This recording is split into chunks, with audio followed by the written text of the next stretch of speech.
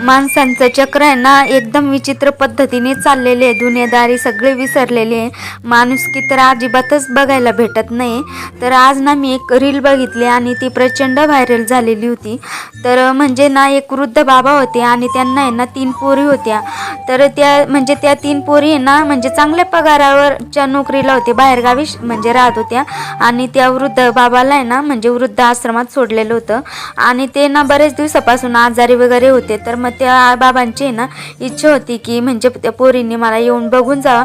आणि वृद्ध आश्रमवाल्यांनी त्यांना निरोप दिलेला होता की तुमचे वडील वगैरे आजारी आहे तर येऊन बघून जा. पण त्यांनी तर अक्षरशः नकारच दिला. आणि जेव्हा त्यांचा अंत्यविधी झाला ना तर त्या वृद्ध आश्रमवाल्यांनीच सगळं पूर्ण पार पाडलं आणि त्या पोरींनी ना अक्षरशः व्हिडिओ कॉलवरून ते म्हणजे अंत्यविधी हे पार पाडला. आणि म्हणजे अजिबातच माणुसकी अजिबातच दिसत नाही. आपल्याला आई वडील एवढं लहानचं मोठं करतात ते कशासाठी?